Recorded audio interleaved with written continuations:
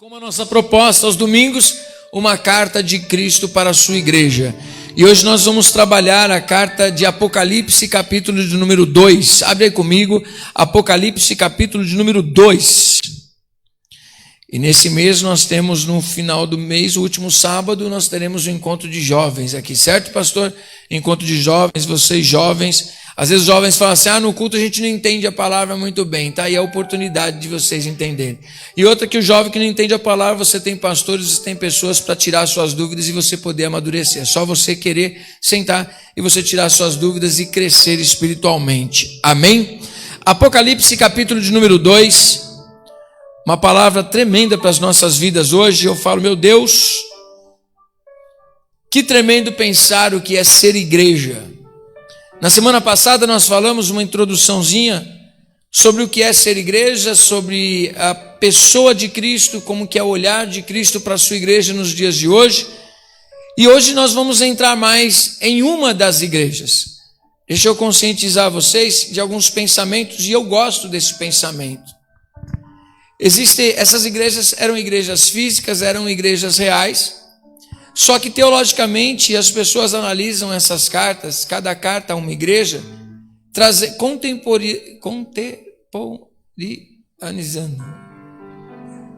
ela para o nosso contexto. É melhor, né? O trava-língua, né? Elas se tornam cartas contemporâneas.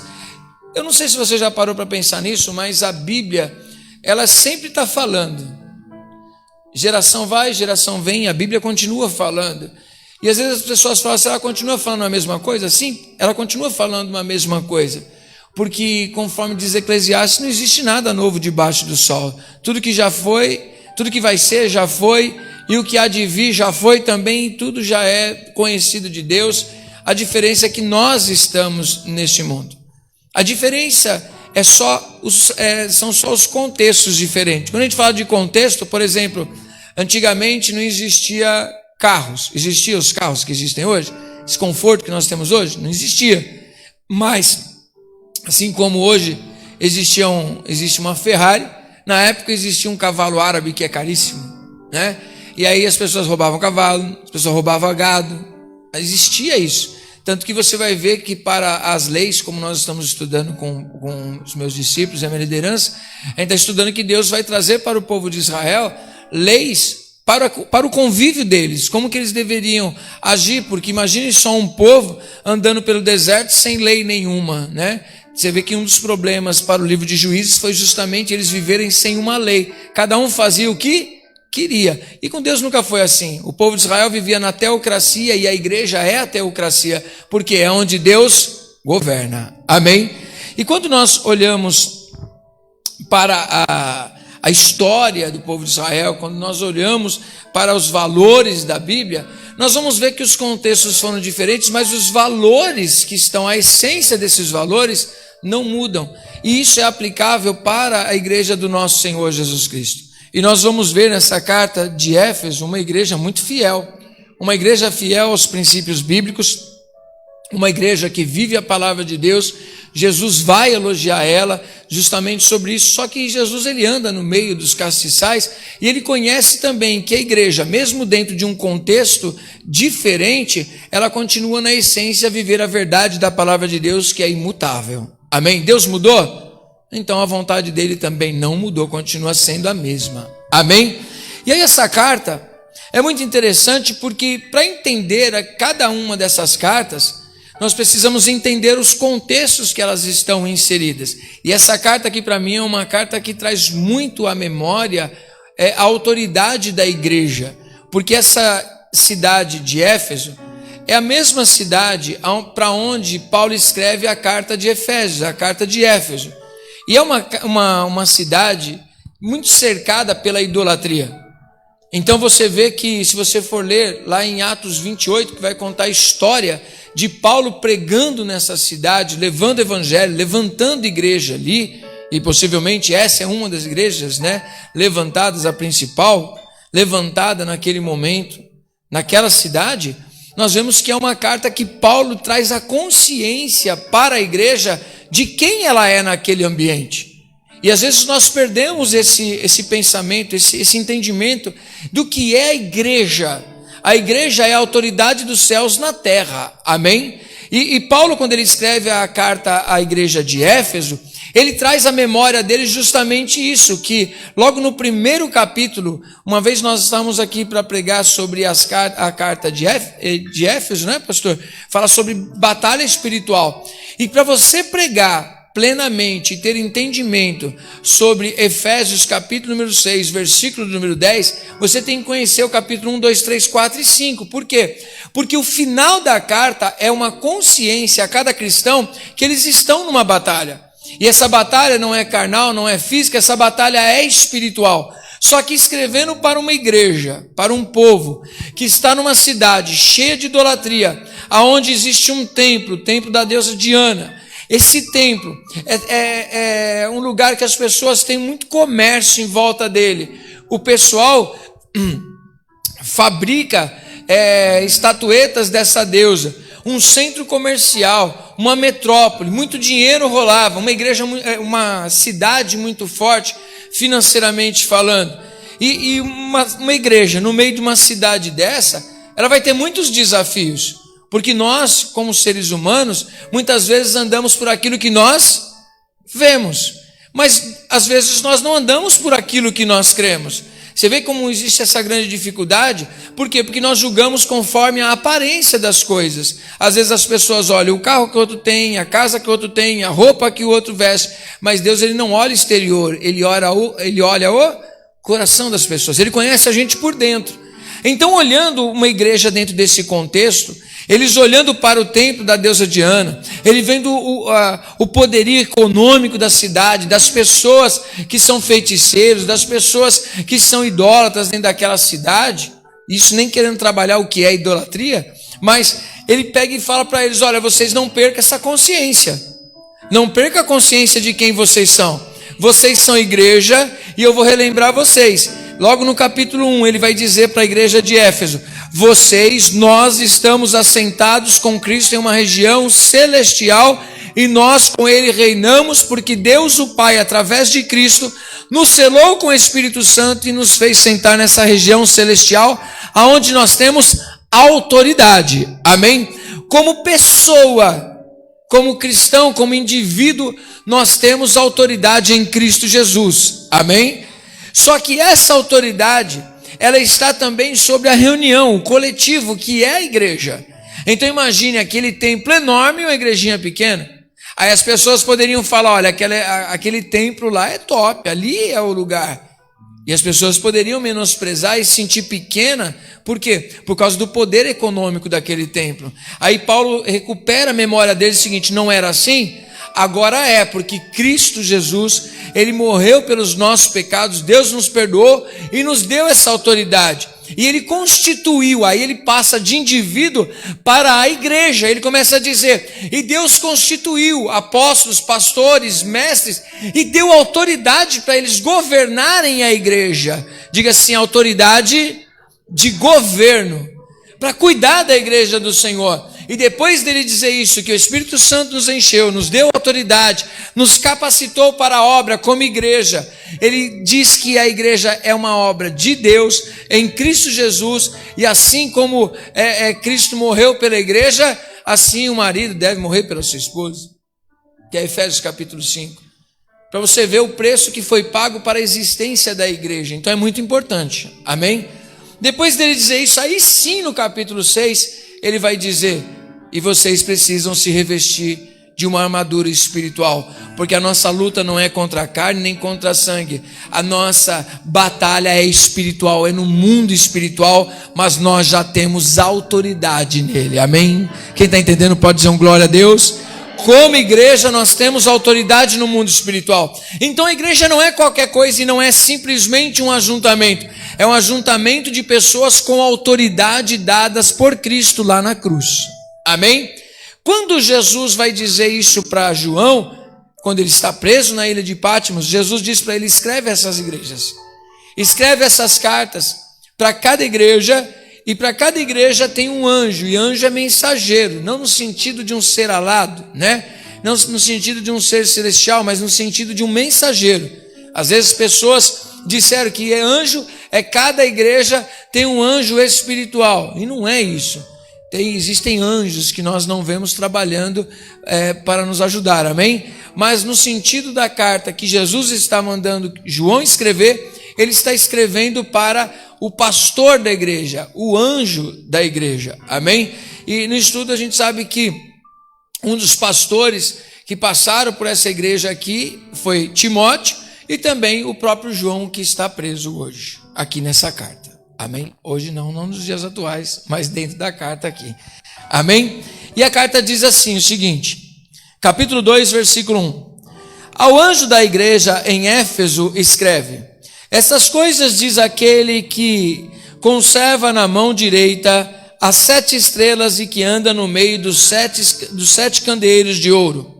Conheço as tuas obras, tanto o teu labor como a tua perseverança, e que não podes suportar homens maus, e que puseste à prova os que a si mesmos se declaram apóstolos e não são, e os achastes mentirosos, e tens perseverança, e suportastes provas por causa do meu nome, e não se deixastes esmorecer. Tenho, porém, contra ti que abandonaste o teu primeiro amor.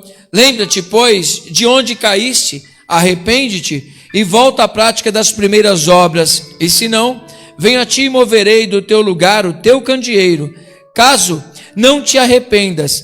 Tens, contudo, a teu favor, que odeias as obras dos nicolaítas, as quais eu também odeio.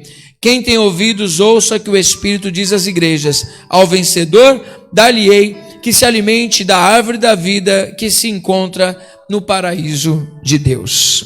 Amém? Primeiro, ao anjo da igreja. Ao anjo da igreja significa quem? Ao pastor da igreja, ao responsável da igreja. Mas Deus, Ele não quer falar somente comigo, Ele quer falar conosco. Ou seja, eu sou simplesmente o portador da palavra de Deus, que Deus escolheu para hoje estar compartilhando essa palavra com todos vocês. Mas essa carta primeiramente é para o anjo da igreja, para o responsável, para aquele que é o mensageiro de Deus. Por isso é importante você entender isso. Quando você está ouvindo uma mensagem que ela tem base bíblica, ela está sendo alicerçada na palavra que você tem nas suas mãos, nas escrituras, ela deixa de ser uma palavra minha. A voz é minha, mas a palavra é de Deus. Então às vezes a minha voz é muito irritante para você. Pode ser muito irritante. Minha voz pode ser uma taquara rachada, mas não valorize a voz, valorize a mensagem que vem para você, porque é Deus gritando lá do céu, através do megafone dele, a verdade da palavra de Deus. Então quem despreza a palavra pregada, está desprezando a palavra de quem? De Deus, não é a minha. Então a gente precisa prestar muita atenção nisso, que às vezes nós podemos estar desprezando aquilo que está sendo falado, e aquilo é a palavra de Deus para a tua vida.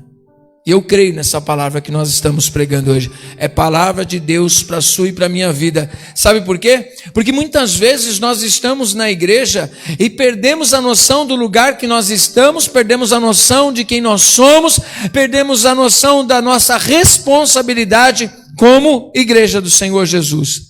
Amém? Nós não estamos aqui, eu gosto muito da ideia, o pastor Hernandes Dias Lopes, ele fala uma coisa muito interessante, que uma igreja que não evangeliza, ela precisa do quê? Ser evangelizada. É muito interessante isso. O maior campo missionário para uma igreja que não faz missões é ela mesma. Por quê? Porque as pessoas precisam ser evangelizadas. As pessoas precisam ser doutrinadas na palavra de Deus. Uma igreja que não sai para o campo missionário, ela mesma é o campo missionário. É o lugar que as pessoas precisam ter a consciência. E talvez você não tenha essa consciência. É através de você que Deus vai alcançar nações. É através de você que Deus vai alcançar a sua família. Deus não quer você aqui perdido dentro da igreja, entendendo que você está achado. A igreja, ela é como que um quartel-general que você se reúne, você treina, você ouve, mas o campo missionário é o mundo. A igreja somos cada um de nós que nos reunimos em um templo, mas Deus quer usar a sua vida para levar o verdadeiro evangelho para outras pessoas. Amém? Esse é o entendimento da igreja. Ela não pode ficar com essa mensagem trancada aqui dentro dessas 4 paredes. Ela precisa anunciar o evangelho. Pergunta para a pessoa que está do seu lado aí, pergunta assim: para quantas pessoas você tem falado de Jesus? É por isso que eu não entendo aquelas coisas. As pessoas não conseguem ter tempo para trabalhar na igreja, nem para estar dentro da igreja. Quem dirá falar para alguém de Jesus lá fora? Como é que eu não me engajo em uma coisa que você não tem que esquentar a cabeça com muita coisa, a não ser cumprir a sua parte do seu chamado? É importante nós revermos isso, porque lá em Efésios não diz que cada um foi colocado no corpo de Cristo para uma função? Nós aprendemos que nós somos corpo de Cristo, amém? Quem faz parte do corpo de Cristo? Então você tem uma função. Você tem uma função ministerial. Você é importante no corpo de Cristo. Então a mão tem que fazer o trabalho dela, os pés têm que fazer o trabalho dele. Ou seja, nós precisamos estar ativos no corpo de Cristo, porque o corpo de Cristo é ativo. Amém? Ele é ativo. E é tão ativo que nós vamos perceber nessa igreja esta atividade. Amém?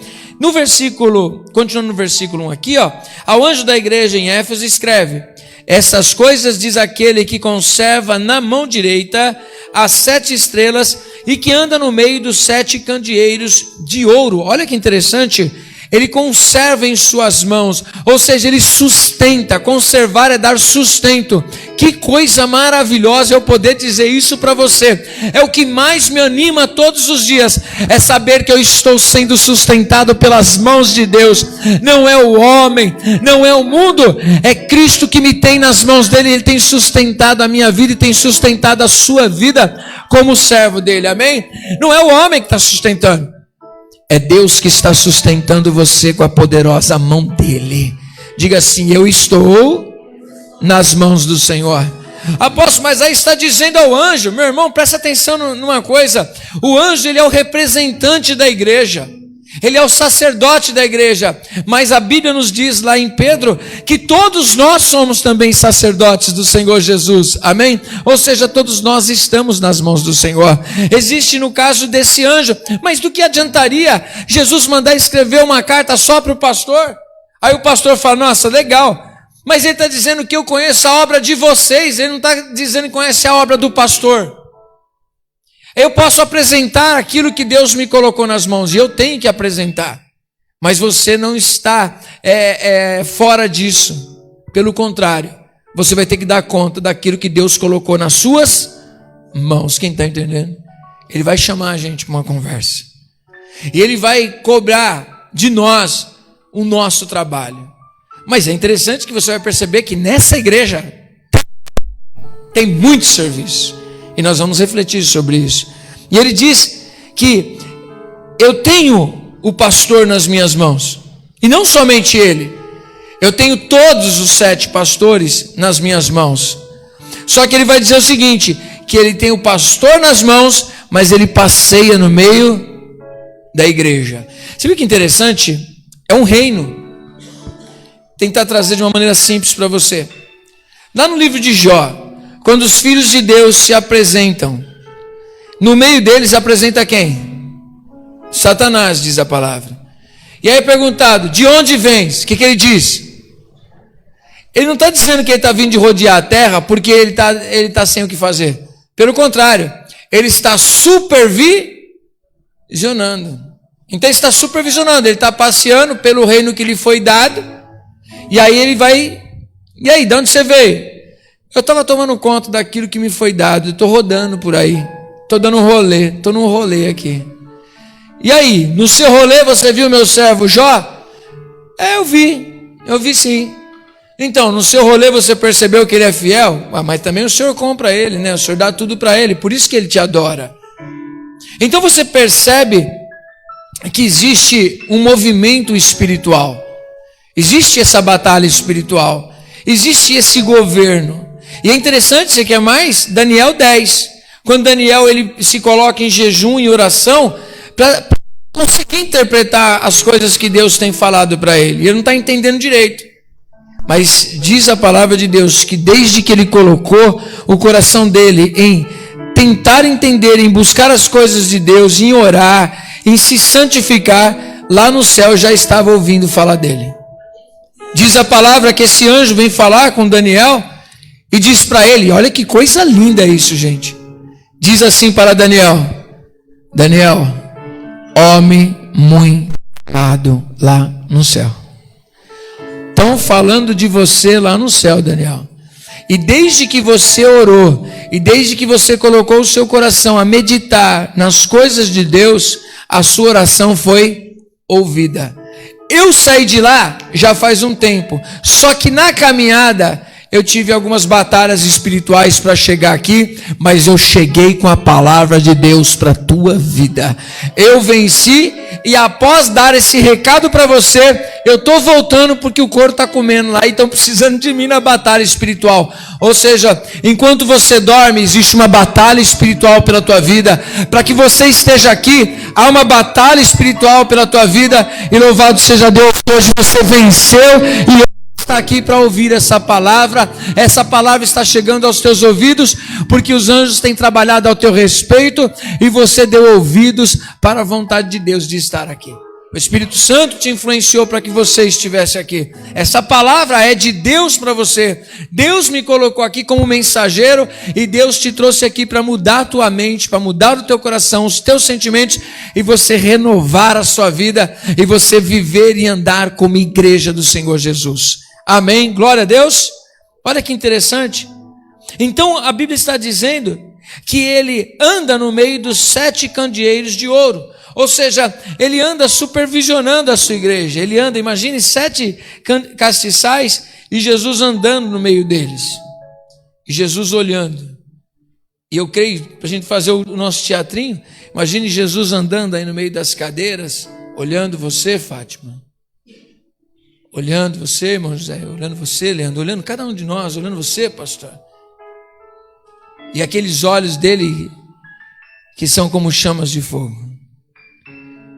E é interessante que ao passear, olha o que ele diz. Eu conheço as tuas obras. Eu conheço cada um de vocês. Eu conheço você, viu, Maria? Eu conheço você, viu, Vitor? Eu conheço você, Evelyn. Eu conheço você, Fátima. Eu sei do que você tem passado. Eu sei cada atitude de vocês. As pessoas podem não saber. Os homens não sabem a sua história. Não sabe como você está hoje. Não sabe o que você passou essa semana. Mas Jesus está dizendo a palavra dele. Eu sei quem é você. Eu te conheço. Isso para mim é maravilhoso, irmão.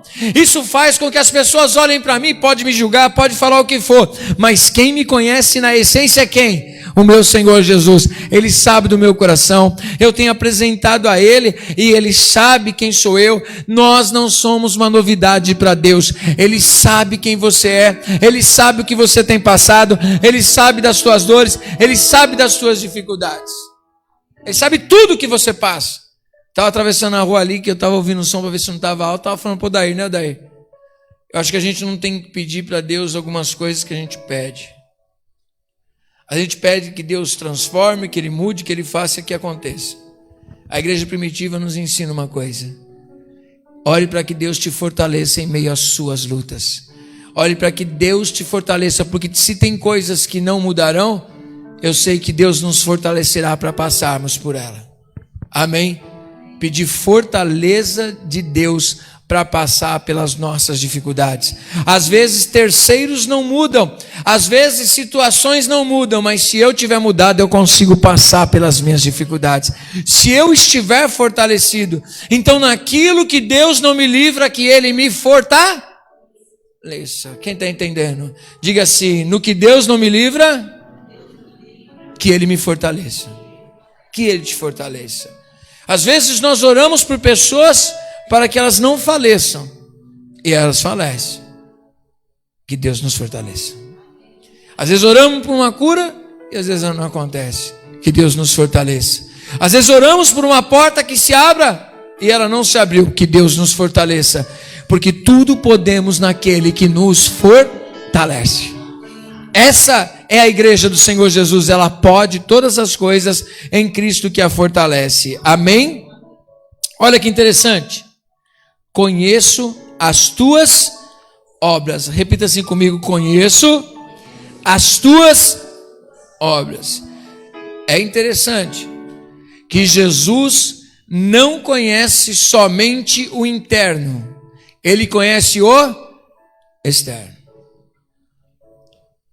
O que a palavra de Deus está ensinando aqui é uma coisa mais forte do que você pode imaginar. Esta igreja não é uma igreja inerte, não é uma igreja parada, é uma igreja viva. Diga assim comigo: igreja viva. Deixa eu dizer uma coisa para você. A igreja do Senhor Jesus é um organismo vivo na terra. Amém? Organismo vivo, ele não é pedra. Organismo vivo, ele anda. Ele passa em lugares. Ele nos mostra que eu e você somos os organismos vivos da igreja. Amém? Só que esses organismos vivos, eles têm um estilo de vida. E nas suas ações se revela o poder de Deus. Estão junto comigo nisso? O que é ser esse organismo vivo? É você influenciar a sociedade e todo o ambiente que você está como igreja. Então a igreja é sim esse trabalho social. A igreja é sim porque é o movimento dela. É natural, a gente não faz obra social porque nós queremos nos aparecer. É porque a motivação da ação de Deus em nós é diferente. Nós não fazemos por reconhecimento. A gente não ajuda ao próximo esperando aplausos. Não, porque isso é o natural da igreja. Ela não trabalha pela mídia. Ela não trabalha por causa do Face. Ela não faz as coisas por causa do Instagram. Ela não faz as coisas por causa dos seus likes. A igreja faz porque o Espírito Santo a move. Isso é diferente. Vamos postar. E a gente posta também. Mas vamos postar para ter mais seguidores. Não. Se você posta para divulgar algo, eu não estou falando, a gente tem que ser equilibrado nisso para dizer, porque a gente também faz. Mas a gente não pode ficar vendo lá quantas pessoas estão curtindo, quantas pessoas estão seguindo, para que a gente faça as coisas. Isso é coisa de muitas pessoas, que existem políticos que são sérios, mas existem políticos que não. De pessoas que aparecem na época da votação para tirar foto, entregando caixa de leite, só para ganhar voto. Vai só no Natal para fazer uma média e tirar foto e divulgar. Isso não é igreja. A igreja, ela não muda, ela é influenciada pela ação do Espírito Santo de Deus, através do seu líder, através da igreja inteira, porque ela não busca mídia, ela não busca foto, ela busca revelar Cristo em cada ação. Amém? Ela faz, essa é a motivação dela. A motivação dela não é ela mesma, a motivação dela é a existência dela e o fluir do Espírito Santo. Então, quando nós não fazemos, é porque o Espírito Santo não está fluindo em nós. Quem está entendendo? É uma igreja que tem obras. E ela é elogiada por Cristo. Eu falei que eu escrevi já, estava mostrando para o José, a gente já tem umas 100 páginas aqui desse livro das 7 cartas. E eu não vou publicar ele. Está escrito, mas eu não vou publicar ele agora. Assim que eu tiver tempo, sei quando Deus vai preparar, eu vou reescrever ele. Tem muita coisa para colocar lá. E uma das coisas que a gente tem para colocar é que Deus, Ele está de olho e procurando as nossas obras. E refleti bastante nisso. Eu não preciso de obra, que obra não salva, mas obra revela a salvação que existe em você. Talvez você que diz que a igreja não se importa com ninguém, não se importa com aquela pessoa que está indo para o inferno, e você poderia falar do amor de Cristo para ela. Apóstolo, mas tem que sair falando na lata para todo mundo, você tem que ser estrategista. Você tem que saber como chegar, mas você tem que entender que você e eu, nós temos a responsabilidade de pregar a Cristo em casa, pregar a Cristo na faculdade, pregar a Cristo no emprego, pregar em Cristo na empresa, pregar a Cristo no supermercado. Imagine você andando nos ônibus e entender que todas aquelas almas são responsabilidade sua de pregar o evangelho para elas. Imagine você dentro da faculdade entendendo que você é o pastor de todas aquelas almas.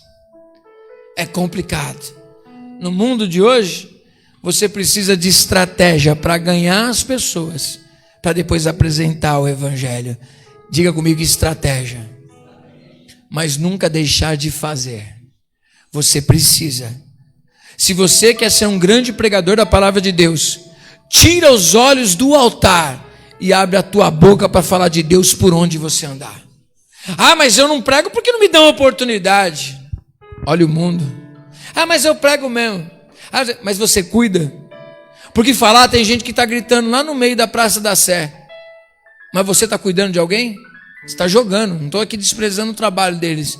Eu estou falando de cuidado, de amar e se preocupar. Às vezes nós como igreja não olhamos para a lateral, que tem peixe pulando dentro do aquário. Como é que a gente vai estar olhando lá para fora? Quem está entendendo? Diga misericórdia. Amém?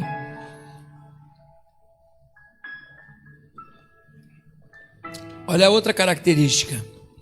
Diga assim comigo. Primeiro, obras. Amém? Agora, a segunda coisa que ele vê é o teu labor. O teu trabalho, a tua luta. O que você passa para ser igreja. Gente, eu vou falar uma coisa para você. Essas cartas são formidáveis, extraordinárias. Eu gosto dessa palavra. Por quê? Mostra pra gente que todos aqueles que quiserem fazer a vontade de Deus e viver o projeto de Deus, eles passam por lutas, passam por dificuldades. E as dificuldades, a gente poderia trabalhar várias aqui, mas eu estou pregando para você sobre o evangelho, porque muitas das dificuldades que nós temos na nossa vida, muitas vezes são causadas por nós mesmos, pela nossa administração, pela nossa boca grande, pelos nossos pensamentos desconexos da palavra de Deus, de ações que não têm a ver com a palavra de Deus. E aí a gente vai sofrendo, mas aqui o que Jesus está dizendo para essa igreja é que ele conhece a obra, mas conhece o labor por causa do evangelho, a firmeza no evangelho. E eu olho para essa carta e eu olho para a minha vida, eu falo, Senhor, a gente quer fazer tantas coisas acontecer, e não existe essa ideia de dizer que um pastor não olha querendo ver uma igreja cheia, ver um altar cheio de pessoas trabalhando e fazendo e glorificando a Deus. Afinal de contas, isso alegra muito o nosso coração, sim ou não? Mas aqui essa carta está sendo dirigida a uma igreja que ela tem luta para permanecer fiel à palavra, às escrituras. E todas as pessoas que querem permanecer fiel às escrituras, elas tendem a passar por momentos muito difíceis. É uma igreja que a pregação dela, o estilo que ela vai trabalhar, é meio que uma história lá de Atos dos crentes bereanos. É aquele crente que quando as pessoas pregam, a igreja abre a Bíblia e vê se o pregador está pregando algo que tem a ver com a palavra. Deixa eu ver aqui. Mas só que é interessante que não adianta você chegar e falar assim, nossa, a igreja Efrata é a minha igreja e é a igreja que tem base na palavra. Legal, mas e você? O que você vive dessa palavra? Nossa, porque às vezes eu sou sincero para vocês, às vezes nós pregamos coisas aqui e eu ouço as coisas que preguei, eu falo, meu Deus, isso é muito forte, mas às vezes eu ouço pessoas falando e elogiando de uma igreja forte na palavra, mas eu vejo as pessoas enfraquecidas na palavra que está dizendo que é forte. Está dando para entender? Nossa, eu ouvi, nossa, que palavra tremenda. Não é o quanto você aplaude a palavra, é o quanto ela transforma a sua vida, o quanto ela tem poder de mudar você. Se ela não muda você, ela não perdeu o poder dela, mas ela não trouxe o que deveria trazer na tua vida. Por que isso? Porque a palavra perdeu o poder? Não. é porque o seu coração é fechado para a verdade do reino de Deus.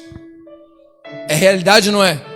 Uma igreja ouvindo a palavra e falando, nossa, essa palavra aqui é de Deus, essa palavra traz transformação, essa palavra que sai do altar é uma palavra forte, que tremenda, a igreja de Éfeso, olha tudo que eu aprendi. Mas se você não toma posicionamento e dizer, eu sou a igreja de Cristo, militante nessa terra, olha as obras que eu tenho, olha o envolvimento que eu tenho com o reino, de nada valeu.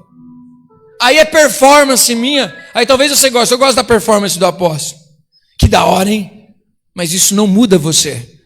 Você precisa pegar essa palavra e trazer como realidade para a sua vida. Você se orgulhar da igreja que você tem pregando a palavra, mas você é o primeiro a ver o resultado dela na sua vida. Quem está entendendo? Diga um glória a Deus, por favor. Me ajuda a pregar aqui. Para a gente não trabalhar mais isso. Mas vamos passar um pouquinho mais à frente. Como a tua perseverança. Olha que interessante outra coisa. Eu tenho luta, mas eu tenho perseverança. Eu me lembro uma vez, nas primeiras vezes que eu fiz algumas aulas, Carlos, eu estava desesperadão, né? E queria dar um armlock, queria fazer acontecer no povo, né? Aí o Carlos falava muito assim, controla o gás, AP. Controla o gás, AP. Ah, irmão. Aí já peguei um pouquinho mais a manha da coisa. Você fica desesperado, querendo fazer acontecer, você vai perdendo o seu gás. Você não consegue perseverar. Mas quando você controla o seu gás, você vai calmo. Você fala, não vai conseguir. Aí você vem, controla a sua respiração. Aí você vai da maneira correta. A pessoa pensa que você está fazendo um carinho no cangote dela, né, cara? Ah, está fazendo um carinho no meu pescoço aqui. Aí você entra no kimono aqui, você segura aqui, depois você vem e puxa. Bati. Você controlou o gás. Você perseverou contra o seu oponente. Sim ou não? Aula de jiu-jitsu. Nota. Mas é isso, perseverança. Você está sofrendo uma força contrária a você e você persevera e não se entrega naquela luta. Não, eu vou perseverar, eu vou conseguir chegar até o final disso. Eu tenho as armas, eu preciso saber usá-las com perseverança. A palavra de Deus nos diz lá em Coríntios, eu não tenho a mente muito boa para guardar todos os versículos, mas diz que as nossas armas são poderosas em guerra. Elas são poderosas em Deus para lutar. Ou seja, nós temos as armas, precisamos saber usá-las. Quem está entendendo, diga glória a Deus. Paulo nos ensina isso lá em Efésios. Revestivos de toda a armadura, capacete de salvação, coloca a sandália nos pés, que é a proteção do evangelho, coloca o escudo da fé nos seus braços, pega a espada do Espírito para você batalhar, coloca a couraça da justiça, o cinturão da verdade, tem que estar tudo lá, é só você tomar posse dela. Mas não adianta nada eu colocar uma roupa e não saber lutar, não adianta nada você ter uma espada e não sabe como usá-la. Está dando para entender? Aí vira só o quê? Vira tudo ficção. É por eu colocar um kimono que eu me torno um lutador? Não. É pela faixa que eu vou me tornar um lutador? Não. Embora existe a faixa, existe a graduação, existem essas coisas, mas o que faz você realmente ser aquilo que você está vestido é a sua capacidade de usar o arsenal que você tem em você. A mesma coisa um soldado, não é assim um soldado? O soldado é o soldado só porque ele tem uma arma pendurada aqui na cintura? Não, ele é o soldado porque ele tem uma preparação para usar aquilo, ao menos deveria ser, né? Ele tem uma preparação para usar aquilo. Nós somos soldados de Cristo e precisamos estar preparados para usar a nossa arma que é poderosa em Deus. A igreja é isso. Quem está entendendo, diga glória a Deus. Ele está dizendo, conheço a tua perseverança. Eu vou ler para você, só para você ver a importância. Eu vou lá em Efésios. capítulo 6, versículo 10, ele dá aquela respirada depois de ter explicado 1, 2, 3, 4 e 5, e o 6, no 10, ele chega à conclusão. Ufa, quanto ao mais, sede fortalecidos no Senhor e na força do seu poder. Revesti-vos de toda a armadura de Deus, para poderes ficar firmes contra as ciladas do diabo. Porque a nossa luta não é contra a carne e contra o sangue, e sim contra os principados e potestades, contra os dominadores desse mundo tenebroso, contra as forças espirituais do mal nas regiões celestes. Portanto, tomai toda a armadura de Deus, para que possais resistir no dia mau, e depois de terdes vencido tudo, permanecer inabaláveis, inamovíveis, ou seja, inteirão depois de uma batalha. Isso se chama perseverança. E aí diz: e que não podes suportar homens maus, e que puseste à prova os que a si mesmos se declaram apóstolos e não são, e os achastes mentirosos, e tens perseverança, e suportastes provas por causa do quê? Do meu nome, e não se deixasses esmurecer. Olha quanta coisa a gente tem para tirar. Olha onde a gente está aqui nessa carta. Eu falo que o dia que o livro sair, você adquire ele, que vai ser bênção para você estudar ele. Mas ele está dizendo o seguinte: a luta não é contra pessoas, a luta não são as coisas que estão vindo contra nós, das nossas próprias causas, que estamos causando pelas próprias mãos, não são os problemas familiares, não são essas coisas. Ele está dizendo que a igreja permaneceu firme porque eles não desistiram de perseverar no evangelho, de pregar a verdade, doa quem doer. Eles não desistiram de estar firmes na verdade do evangelho. Eu posso ouvir aqui as palavras de Paulo: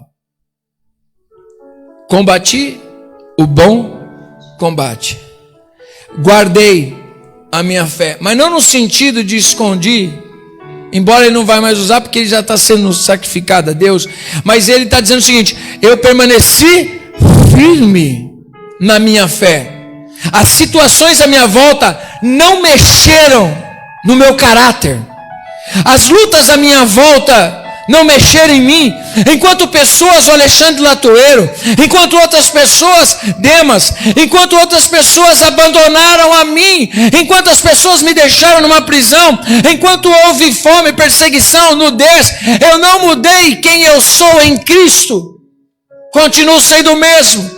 As pessoas abandonaram, mas eu continuo sendo o mesmo. Ou seja, você tem a condição de ser resiliente nas suas dificuldades, porque você está fortalecido em Cristo. Você tem uma identidade em Cristo. Amém? É isso que ele está dizendo para essa igreja. Quanta coisa boa, sim ou não? Vamos continuar aqui, ó. Ele diz que vocês avaliaram se as pessoas eram apóstolos.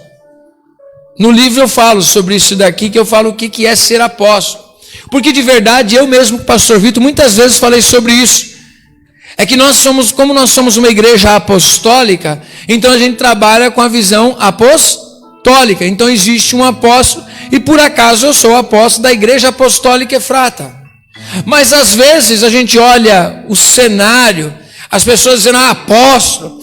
E às vezes até as pessoas que já sabem, brincam, não, tem uma autoridade maior, o apóstolo. Não, o apóstolo é isso. O apóstolo é aquilo que virou um título que muitas pessoas desejam, como se fosse um poder para mandar em alguém. E eu não sei como que a gente conseguiria fazer na atualidade, como tirar o título apóstolo. Se a igreja é apostólica, eu sou apóstolo da igreja. Mas por mim não tem problema nenhum, e não peça desculpa para mim quando você me chama de pastor, porque eu me considero muito mais pastor do que um apóstolo, segundo o que as pessoas muitas vezes falam. O apóstolo tem características específicas do ensino, de formação de pessoas, de edificar vidas, edificar igrejas, para capacitação ministerial. É um trabalho do apóstolo. Só que hoje, nos dias de hoje, assim, a gente olha muitas vezes um cenário que as pessoas olharam para o título apóstolo e disseram: é um jeito de eu ser mais poderoso do que os outros. Se você me chamar de irmão, eu já me dou por feliz. Se você me tratar com respeito, já me dou por feliz, porque eu te trato com respeito. Se até mesmo de ser humano para ser humano, tratar o outro por respeito, sim ou não? Independente do título que tenha. Então, ó, já digo para vocês, não peçam desculpa para mim, falar: desculpa, eu te chamo de pastor, me desculpa, mas eu te chamei de irmão e você... Não. Em todos os lugares que eu me apresento, prazer, Adilson. Porque antes de ter um título, eu sou uma pessoa. Eu sou Adilson, casado com a Elaine, que tem minhas adversidades, minhas lutas, tem minha família, tem minhas alegrias e minhas tristezas, uma história de vida como a tua, e eu não sou melhor do que você. Então não tem problema nenhum, e não me peça desculpa por me chamar de irmão, ou de pastor, ou de apóstolo. Eu só quero teu carinho e teu respeito, mais nada. Não me preocupo com títulos. E às vezes as pessoas se preocupam tanto com isso nos dias de hoje. Para essa igreja, eles olhavam e falavam assim: vocês não são apóstolos, vocês são lobos vestidos em pele de ovelhas. Vocês querem sobressair a nós, vocês querem usar a nossa fé, vocês querem me usar, então vocês não vão ter lugar aqui conosco. Pode sair fora, que vocês são tudo uma fraude, vocês são mentira. Não deixe as pessoas dominarem a vida de vocês. Avaliem pela palavra de Deus realmente os títulos, quem as pessoas são de verdade, se são realmente pastores. Que eu acho que o que mais valida a vida de um líder não é ele mesmo. Primeiro ele tem que acreditar no que faz. Mas quem valida o pastor, quem valida o apóstolo é a igreja, porque ela reconhece. Paulo mesmo, quando escreve as cartas dele, diz assim: ó, eu posso não ser apóstolo para os outros, mas eu sei que para vocês eu sou. Amém? Quem você é para o seu povo. O que as pessoas dizem lá, gente? Ontem nós estávamos aqui num jantar maravilhoso. Você acha que eu vou me preocupar com gente que não coloca a mão na massa, que não me conhece, que não anda aqui junto com a gente? Isso daí eu não vou me preocupar, gente. Você acha que numa sala de aula você não vê pessoas falando mal dos pastores? Eu não vou me preocupar com isso, embora me importe. Mas assim, isso não vai me definir. Por quê? O que me importa é o que vocês dizem, porque vocês me conhecem. É a opinião que vocês têm sobre um pastor. Quando as pessoas dizem para vocês: ah, não, pastor nenhum presta. Aí eu quero que você honre a sua igreja e dizer: eu tenho um pastor que presta sim. Ou, se eu não presto, você não podia nem estar aqui e nem acreditar em mim. Você não devia nem estar ouvindo essa palavra aqui, porque você não acredita no que eu estou pregando. Sim ou não? É um relacionamento de fidelidade, de sinceridade um com o outro. Ou seja, você me deu a sua credibilidade, eu quero zelar o máximo da sua credibilidade. Eu quero amar você, eu quero cuidar de você, para que a gente estreite esses vínculos, esta aliança. Amém? Então é justo que você olhe para a sua igreja e fale: eu acredito nesse cara que está pregando. Nós temos uma aliança, eu estou junto com ele. Por isso que eu falo de dízimo, de oferta. É você olhar e falar assim: eu estou junto com esse cara que está pregando aí, porque eu acredito no caráter dele. Quando essa semana mesmo eu fui lá, eu fico feliz. Teve gente que não trouxe o leite, e teve gente que deu dinheiro na minha mão. Aí essa semana eu passei lá no orfanato, aí a Cris falou assim: pastor, se tiver como ajudar a gente, trazer um leite assim, já aquele que trouxe acabou assim, e eu ia dar um leite em pó para as crianças. Eu falei assim: não, pode deixar, eu vou trazer hoje, porque hoje eu vou no mercado, quero fazer uma compra para as coisas para cá, e eu estou prestando conta, mas não estou dando satisfação, não sei o quê, porque eu sei que as pessoas acreditam ou não acreditam. Mas foi justamente com a oferta que deram: pastor, está aqui uma oferta para a gente comprar o leite para as crianças. Eles gostam do leitinho, não gostam? Leitinho, não é bom leitinho à noite, filho? Não é? Então, leitinho. Agora, se não acreditasse no caráter do líder, não ofertariam para levar para, porque sabe que vai ter outro destino. Valde Jaboque, Márcio esteve lá comigo, não foi, Márcio? A gente viu lá as necessidades, levamos ofertas para lá, porque isso é trabalho de uma igreja que tem obra social, é o trabalho de um apóstolo, é o trabalho de uma igreja missionária, de acreditar, investir e cuidar. de vidas. Amém? Glória a Deus. Vamos aplaudir ao Senhor por essas oportunidades. Aleluia. E essa palavra para nós, para completar mês que vem, 11 anos de vida. Se eu morresse hoje, eu diria o que Paulo disse: acabei minha carreira, mas eu guardei aquilo que eu acredito. Você precisa acreditar no que você faz, porque a pior coisa é você fazer uma coisa que você mesmo não acredita mais. Me disseram uma vez, eu tenho vontade de encontrar. Eu não vou atrás, eu estou tão sem tempo, gente. Mas eu queria encontrar um dia um pastor que há muito tempo atrás, antes de eu pensar em ser pastor, ele olhou para mim e disse: com a sua visão, as pessoas não querem saber disso que você está falando. E com a sua visão, se você tiver uma igreja, seria uma portinha pequena de botequim. Aí eu falei para ele: que bom, um botequim fechou e uma igreja se abriu. Mas eu queria que ele viesse e olhasse o que é a Igreja Apostólica Efrata e dissesse: tem gente que acredita na palavra de Deus. Tem gente que ainda ama essa verdade. Tem gente que ainda acredita, tem gente que ainda é dizimista, tem gente que ainda é ofertante. Existem pessoas que acreditam nos seus ministérios, existem pessoas que acreditam no que faz, por amor a Deus.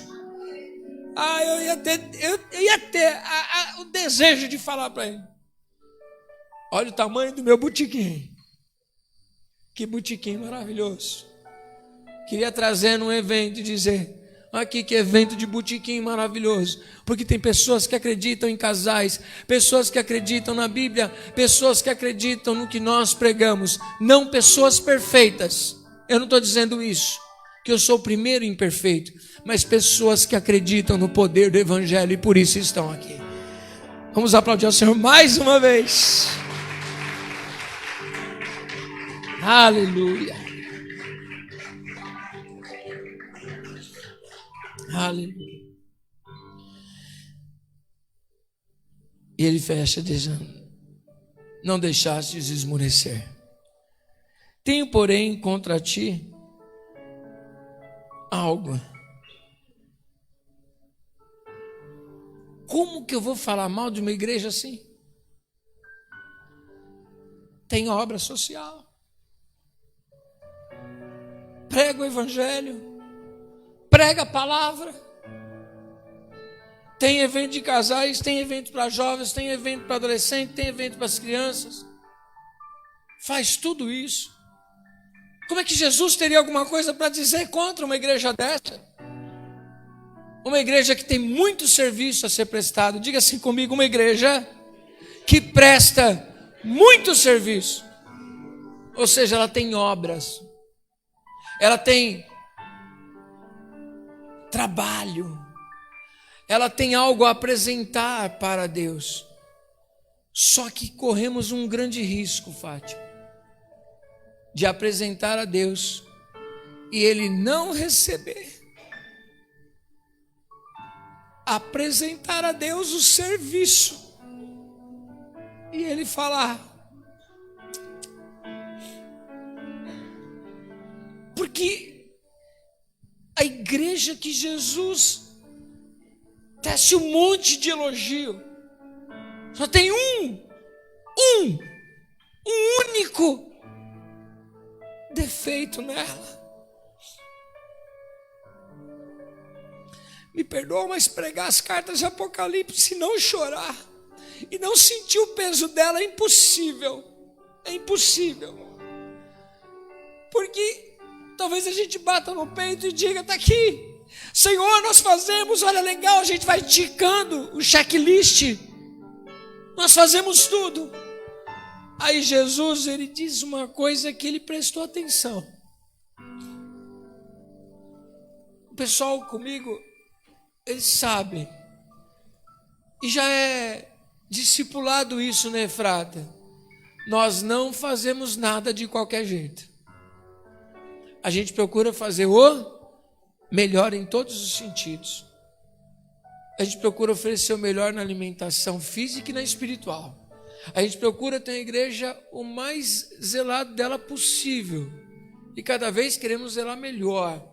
Procuramos oferecer a Deus um louvor legal e que seja bom aos seus ouvidos também. Porque a gente adora a Deus, mas você tem que ouvir, sim ou não? Então a gente procura fazer o melhor. E eu tenho que reconhecer isso.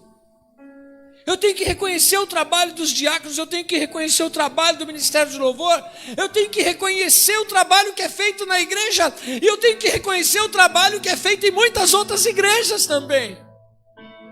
Amém? E já digo de antemão, me orgulho de cada um, mas eu também temo que Jesus enxergue isso em nós. Meros prestadores de serviço que perderam a motivação correta. Como assim, apóstolo? Ele vai dizer, tenho porém, parece que ele está dizendo assim, uma tristeza no peito. Tenho porém contra ti que abandonaste o teu primeiro amor.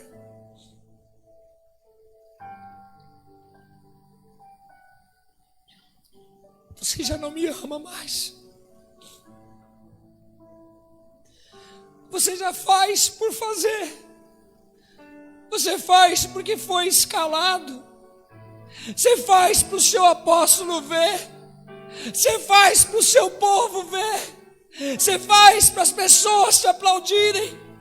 Você faz para descer do altar e as pessoas falarem, que louvor foi esse? Que palavra foi essa? Você faz as coisas para que as pessoas digam, meu apóstolo faz, o meu pastor faz, a minha igreja é isso, a minha igreja faz aquilo. Você tem obras, mas você não tem o sentimento correto nas obras que faz. Não, Jesus, mas é exigência demais. É por isso que me dói no peito. Quando uma pessoa diz, eu não queria ir, mas eu vou. Eu não tenho o que oferecer, mas eu estou. Então não faz. Eu quero fazer, mas vou fazer de qualquer jeito, então não faz. Eu não quero ir, mas eu vou porque eu estou escalado. Não vá. Não vá. Apóstolo, vai te sobrecarregar. Não tem problema, eu carrego no peito. Eu carrego nas minhas costas o que for possível. Por quê? Porque eu sei que se você fizer de qualquer jeito, meu Pai, o Senhor dessa igreja está rejeitando o que você está fazendo. Isso é forte demais. Porque se nós não fazemos por causa das pessoas, nós fazemos para Deus. Imagino você dizendo para Deus, eu não queria estar fazendo, mas eu sou obrigado a fazer. A Jaiane me escalou. O apóstolo falou para mim, tá. Senão eu não estaria. Abre a porta lá para o pé. Abre a porta aí para o pé. Eu só falo pé, é o Patrick. Deus abençoe, meu irmão. Nós estamos fazendo. Mas com que coração? Eu olho e eu vou falar, eu gosto da Fátima, me perdoa, mas eu gosto de ver o teu sacrifício, porque ela fala para mim, apóstolo, estou passando por isso, mas eu vou estar lá amanhã, adorando o meu Deus. Quantas vezes a Fátima vem aqui com dor nas pernas, passando pelas dificuldades, daqui a pouco a gente vai orar pelo Luiz também, mas diz, eu vou lá adorar o meu Deus, é isso que Deus está procurando, um coração que o adora. E quantas vezes as pessoas dizem, eu não vou, mas por que você não vai? Não quero, não tem problema para mim, porque a gente não faz para você. A gente faz primeiro para a glória de Deus. E você está rejeitando aquilo que Deus tem para você. Quem está entendendo? Eu não queria estar no louvor, Letícia. Eu só vou porque você escalou, senão não estaria. Por isso que desde que a igreja Efrata abriu, sempre batemos na mesma tecla e perdemos e ganhamos gente. Não quero que você venha só no dia de culto. Você precisa vir no dia de culto que você está escalado. Você precisa vir outros dias para você ouvir, para você ser alimentado, porque a palavra precisa tratar você. E muitas vezes, prestando o serviço, a gente se preocupa com a nota, a gente se preocupa com o que vai falar, e nós precisamos também ser alimentados. Quem está entendendo? Isso é amar a tua vida, é querer edificar você, é você vir trazer, e não é para aparecer, é você fazer, e é visto o amor que você tem naquilo que você faz. É por isso que eu falo sempre que quando eu vejo os olhos de alguém brilhando naquilo que faz, isso me ganha. Por quê? Ama o que está fazendo.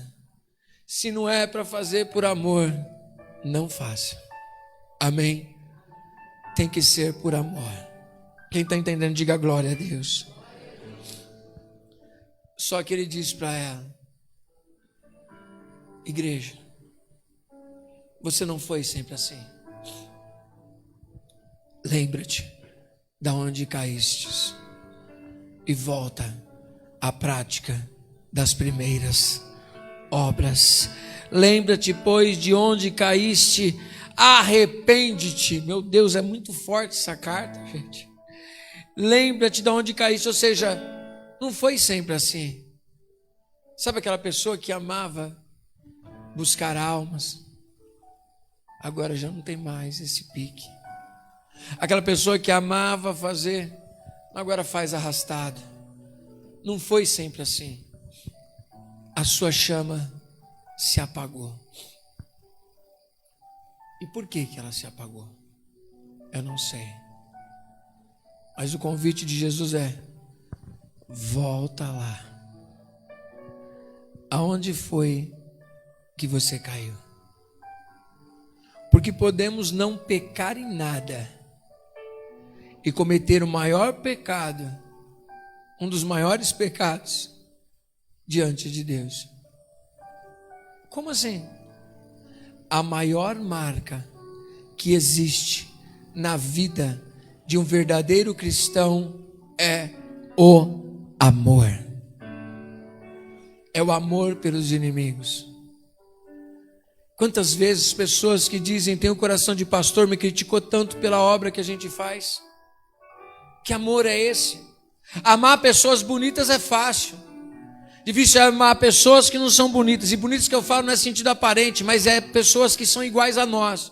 Amar o que a gente se identifica não é fácil.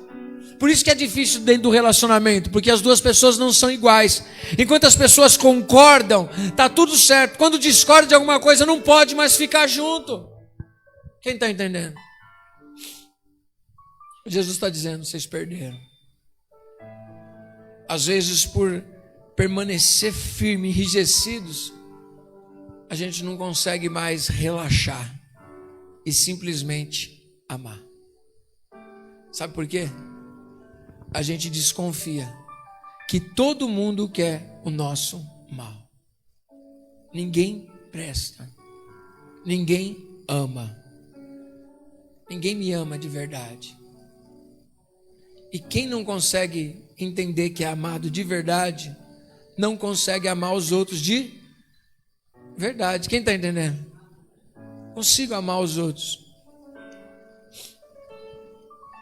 Eu não consigo amar meu próximo.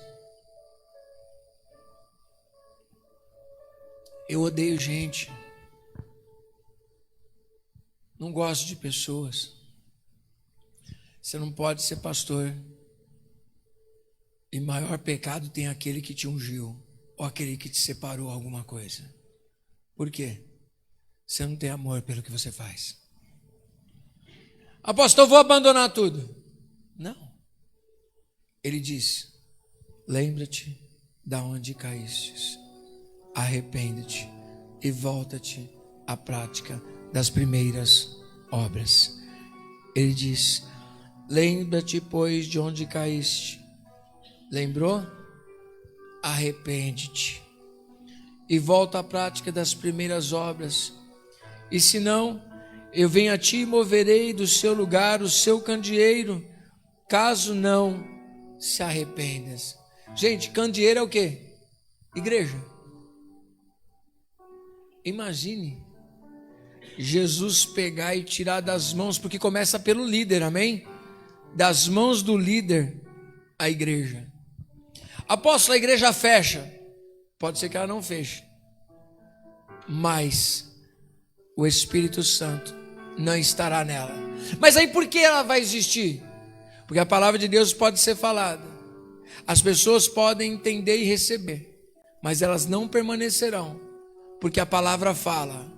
Mas é a palavra de quem? De Deus. Pessoas serão atingidas, mas começa no altar, que já não é mais uma igreja de Cristo. Como assim, apóstolo? Perdeu a razão de existência. Não manifesta mais o amor. E uma pessoa que não manifesta o amor, ela não está ligada a Cristo. Logo, uma pessoa que não está ligada a Cristo, ela não é cristã. E se não é cristã, é uma pessoa condenada, mesmo estando dentro da igreja. É só você fazer o link do que é ser a videira.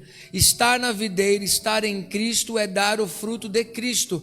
E o fruto de Cristo, que é a ação do Espírito Santo nele e em nós, vai dar o fruto de Gálatas capítulo 5, que é o quê? O fruto do amor.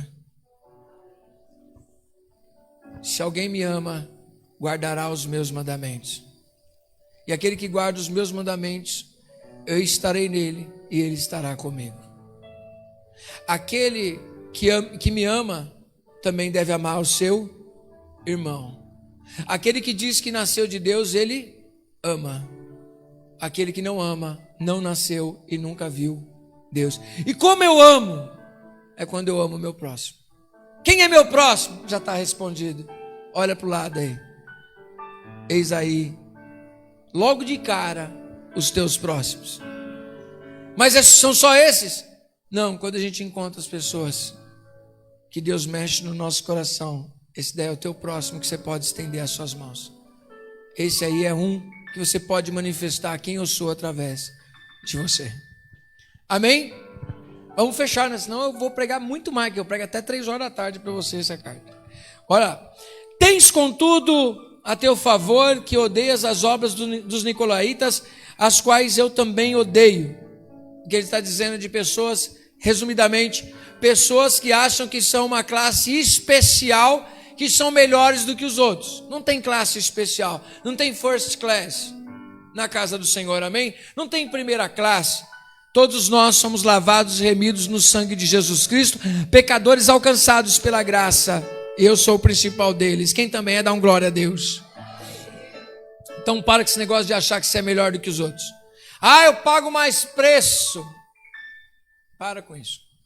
Vamos lá. Quem tem ouvidos, ouça o que o Espírito diz às igrejas. Ao vencedor, dar-lhe-ei que se alimente da árvore da vida que se encontra no paraíso de Deus. Tem um prêmio. Para todas as igrejas tem um prêmio. Por isso que eu entendo que Paulo fala lá em Romanos 8. Eu tenho um prêmio. E por causa desse prêmio, tudo perdeu valor na terra. Por causa do valor que existe no céu para a minha vida. Que eu quero que depois de toda essa ministração, que fique gravado no seu coração. É que hoje o Espírito Santo faça os teus olhos brilharem mais uma vez. Às vezes eu falo, pastor, a gente é crente mais das antigas, né, pastor? Eu não vi a hora do pregador faltar. Sabia disso? Às vezes eu frequentava a célula assim, Anderson. E o pastor estava demorando a chegar, eu ficava assim, bem que ele podia faltar, né? Como você queria que o pastor faltasse? Porque seria a minha oportunidade de pregar a Fátima. Quando o pastor falava assim para mim assim, eu nem era pastor, tá, gente? Não estou falando de pastor, eu não era pastor. Vocês já viram que na sexta-feira vocês têm que me aguentar tocando violão, né? Porque na casa dos pobres, ninguém queria ir tocar comigo. Mas na casa dos ricos, dos advogados, tinha teclado, tinha tudo, sempre tinha um tangedor. Aí eu falei, deixa comigo. Ninguém quer ir, eu aprendo a tocar. Passei umas humilhações na minha vida, mas fiz um dó ré mi e aprendi. Vamos comigo? Não dá. Então tá bom, eu vou. Que bom que você não vai, porque quem vai tocar sou eu. E pegava, irmão, e tocava. E tocava. Quando eu aprendi a tocar melhor, eu já fiz muita pataquada também, que tá aprendendo, né? Mas eu amava pegar o violãozinho, colocar dentro do carro e lá levar o evangelho. Aí o irmão falava assim, ó, vamos comigo. Que aí você toca e eu prego, fechar comigo. Quando ele falava assim, meu, segura que eu não vou poder, eu, glória, aleluia, eu vou pregar hoje. Mas você tinha se preparado muito? Não, mas era oportunidade, tinha que ser do jeito que desce. Vamos embora! E era a maior alegria pregar a palavra de Deus. Quando na igreja estava lá, aí o pastor falava assim, ó, você pode trazer uma palavra amanhã para já? Não sabia nem que ia pregar não, mas eu vou, porque eu amo fazer isso daí. Pode deixar. Eu me lembro até um dia, não sei se a minha mãe estava, me colocaram na igreja, numa igreja que eu ia, falou assim, você vai pregar para os jovens, né? E eu não me lembro de algum estresse, ai meu Deus do céu, vou pregar. Ai não. Eu falei, vou pregar, eu amo. É da hora isso daí, eu vou pregar. E eu fui pregar para os jovens, eu me sentava assim no altar e pregava para eles. O pessoal, nossa, que legal, você prega assim? Eu não sei se eu prego bem, se prego mal, mas que eu prego com muito amor, eu prego. Eu amo o que eu faço, eu gosto. Nossa, que legal isso daí. Ó, o cara não vai vir, e agora? Acho que eu prego. Apóstolo, mas e agora? O cara faltou, eu prego. Me dá 5 minutos para mim abrir a Bíblia e falar, Deus me usa, porque eu amo o que eu faço. Não tem muito tempo, não tem problema, eu amo, eu sei do meu chamado, eu amo o que eu faço. Tudo eu faço porque amo. Por isso para mim não é um peso. Quando os meninos falam assim, apóstolo, senti sua falta no jiu-jitsu na quarta-feira, você vai vir pegar a gente, não é assim hoje? Vem pegar a gente, apóstolo. A gente se arrasta, irmão. Quantas vezes eu sei que a gente passa, eu falo de quarta-feira, a gente está vivendo um momento muito gostoso, a gente vem cansado, a gente fala assim, para ver a alegria deles. Por que, apóstolo, você vai sair daqui e vai lá para Val de Jaboca passar um sábado inteiro?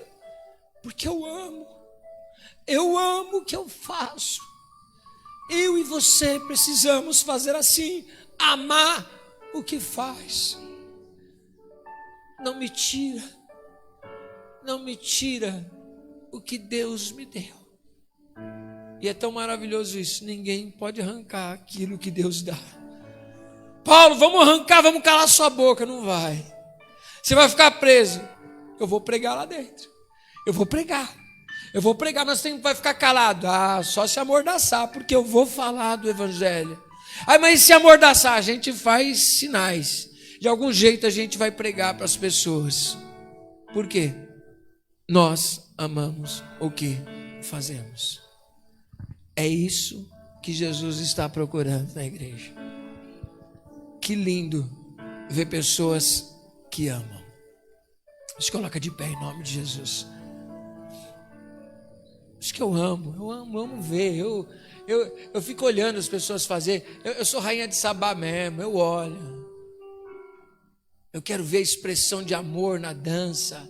Eu quero ver o intercessor orando mesmo. E eu extraio, e eu cobro mesmo meus discípulos. Eu sou chato mesmo. Pode falar, nossa, apóstolo, você é isso e aquilo. Sim, sou. Porque eu sei que vocês podem ser melhor do que eu. Eu sei que vocês podem crescer muito mais. Então às vezes eu falo, nossa, apóstolo, isso, aquilo, outro. Esses dias eu estava conversando com alguns discípulos. Se fosse o senhor, tem jeito. Eu também faria o que vocês fazem. Porque eu procuro ser referencial para as pessoas daquilo que prego.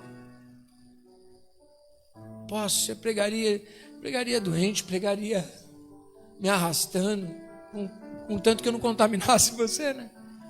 Eu pregaria. Depois que eu sair daqui, sou eu e Deus. É minha vida e Deus. Aqui dentro, eu só falo, deixa Deus, faz o que o Senhor quiser. Faz o que o Senhor quiser. Porque eu amo aquilo que eu faço. Você ama sua esposa, você ama seus filhos, eu amo tudo que está à minha volta. Mas aqui é o meu lugar. E eu só saio daqui se Deus arrancar. Amém? É o meu lugar. Não é o microfone.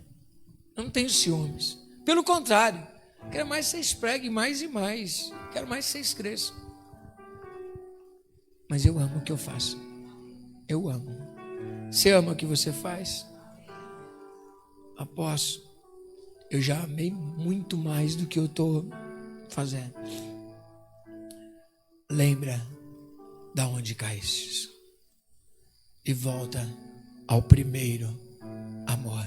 Chama o ministério de louvor aqui para a gente adorar o Senhor com o louvor. Fala, tá aqui, ó, a igreja. Ela não é o nosso palco, mas é o nosso lugar de trabalho. A igreja tem tanta coisa para a gente fazer aqui, gente. Tanta coisa, tantas almas para alcançar, cuidar um do outro.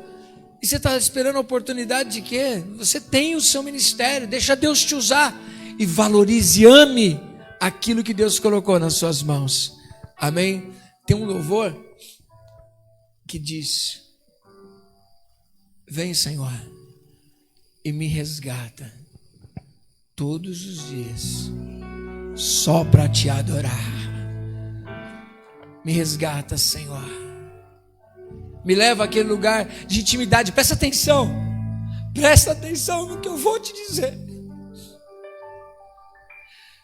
Deus, antes de querer que você faça alguma coisa, Ele está te dizendo que o seu trabalho, olha como isso é forte, o seu trabalho é resultado da sua intimidade com Deus.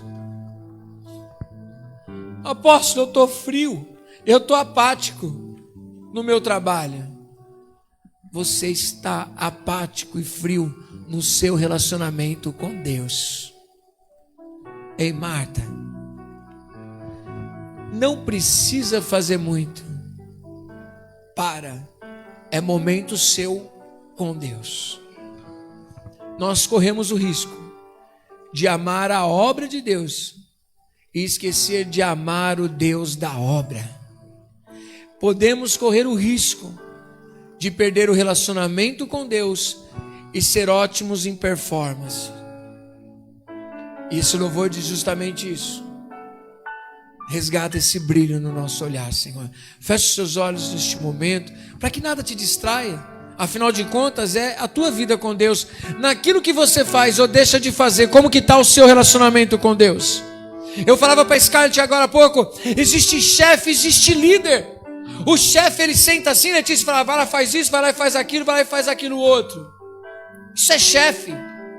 O chefe, ele senta na cadeira de doutor dele e fala assim, ó, eu quero que você faça isso, eu quero que você faça aquilo. Não é assim o chefe? E o líder? Ele é o primeiro a pegar. Deixa que eu vou fazer. Não, mas eu vou fazer. Não, então você faz junto comigo. Você pega num canto, eu pego no outro. Você vai fazer isso, eu vou fazer o outro. Por quê? Porque o líder, ele influencia quem ele lidera. Amém? Ele não manda. Se alguém tem que mandar aqui é quem? Deus. E o líder? Olha para mim, que é assim que tem que ser feito. Expresse o seu amor a Deus. Ore neste momento e reflita. Como que está o seu relacionamento com o Pai? Aleluia, Senhor. Vou dizer para você, não sou eu que te impede de expressar o teu amor a Deus e de fazer aquilo que Deus te chamou para fazer. Não são as pessoas que te impedem de ser aquilo que você foi chamado para ser. Sabe quem te impede, quem está te impedindo de ser aquilo que você disse que é e que é chamado para ser? Quem está te impedindo? Você mesmo. Você mesmo. Você está querendo olhar à sua volta e arrumar culpados. Você é o resultado das suas escolhas. Comece a escolher melhor. Você é o primeiro a acreditar naquilo que você faz. A gente não pode. Ontem no encontro de casal a gente estava falando sobre isso. Às vezes nós deixamos de ser nós mesmos porque nós estamos sendo o que os outros estão achando de nós. Aí eu não vou pregar não, irmão. Olha, eu sou tão confrontado para pregar sobre casais, sou confrontado para pregar na igreja, mas confrontado porque o diabo é o primeiro a apontar. Porque eu não sou o marido perfeito, eu não sou o melhor líder, eu estou me esforçando para fazer o meu melhor, mas uma coisa eu tenho certeza, eu amo o que faço e faço com amor, isso eu tenho certeza. Mas pense numa coisa, eu analiso muito isso para a minha vida. Quem está me impedindo de eu fazer as coisas na igreja ou da igreja crescer? Ninguém. Se alguém impede, sou eu mesmo.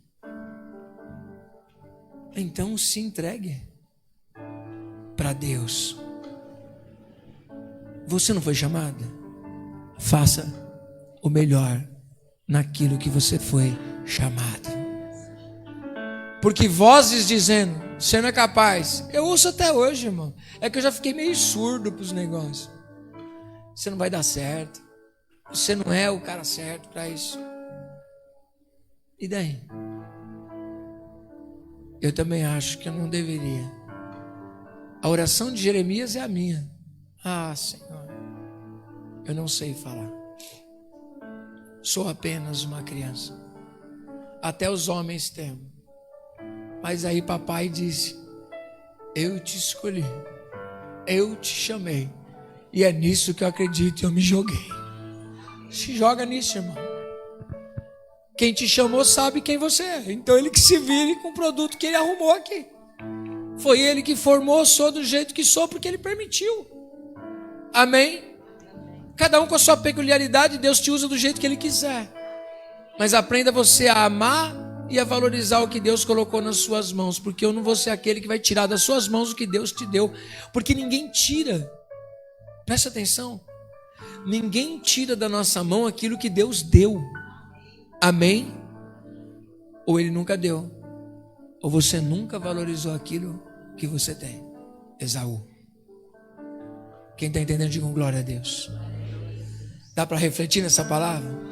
Eu falo para vocês que essas cartas das igrejas não são fortes. Então, hoje a gente fecha com a igreja de Éfeso. Basicamente faz de tudo, mas perdeu o amor. Faça, mas com amor. Deixa as pessoas falarem assim, mano, como é da hora ver essa pessoa fazendo, porque ama muito. É capaz e ama. Porque só amar sem capacidade, mas Deus não chamou os capacitados. Há umas certas controvérsias aí, mas ele capacita aqueles que ele escolheu, amém? Existe capacitação, mas não pare. Deus chamou, ame o que você está.